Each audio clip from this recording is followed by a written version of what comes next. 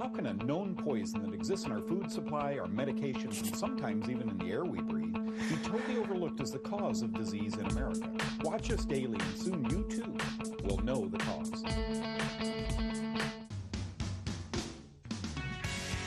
This is Dr. Roby Mitchell. Watch Know the Cause. You'll never medicate your way out of diseases that you behave yourself into. Change your habits, change your life. Back to you, Doug.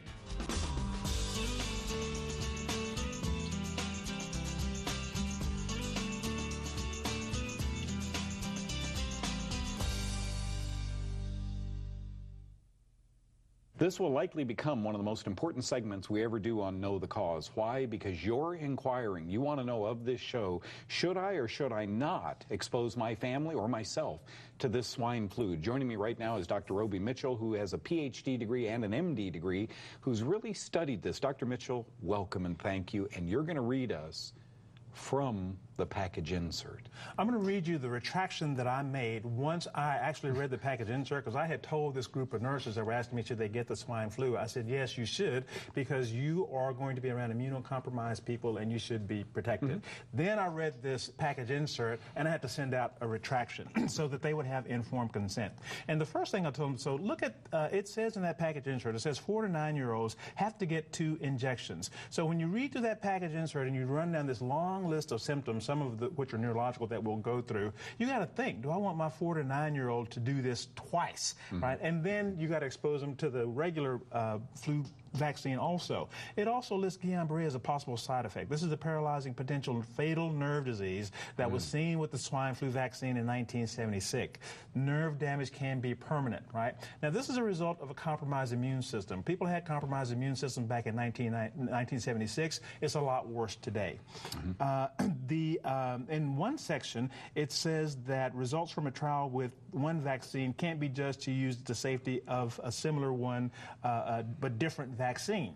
But now on this package insert, it's giving you all the possible problems that will happen with the regular flu vaccine, because we haven't tested the H1N1 to know exactly what's going to happen. So they tell you that you can't depend on that kind of testing, but here they're telling you that this is what we want to depend on. The other very important thing is that in these vaccines, they have this adjuvant called MF59. It's an ingredient they added to make the swine flu, this H1N1, a little more powerful at stimulating your immune system. Well, the reason it does that is because it's very similar to a very similar molecule that's in your nerve tissue called squalene. It's a structural fat that's in your normal nerve tissue. Now, if we give this adjuvant, right, inject it into your body and your immune system gets sensitized to that, right, then what if it looks over and sees that squalene in your nerve tissue? Attack that too. Goes and attacks that. We got an autoimmune disease. I think this is probably where the Guillain-Barré comes from.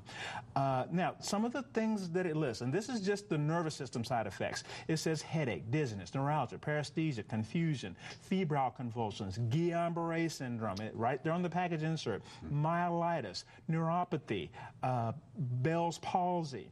Then it also goes on to say concomitant administration with other vaccines. It says no data to assess the concomitant administration of influenza A, this H1N1, with other vaccines. So they're telling you, we don't know what's going to happen when you mix the regular flu virus with this H1N1 virus. May be safe, you may drop dead. Or may be safe, you may drop dead. Or may be safe, you may drop dead. Or may be safe, you may drop dead. We don't know. Which they're telling us to get both of them.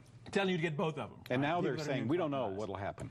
Worse than that, right? They're telling the people that are telling to get this is pregnant women.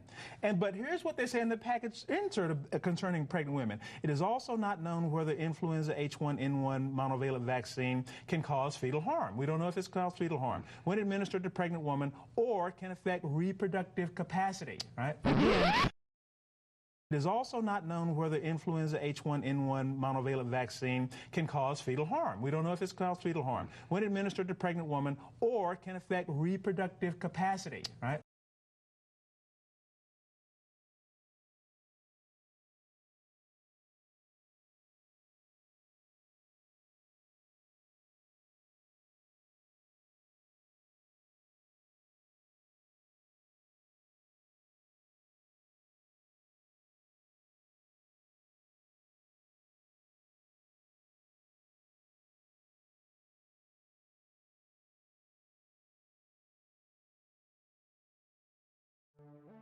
This is going to be a public relations, trust your government and your health officials public campaign.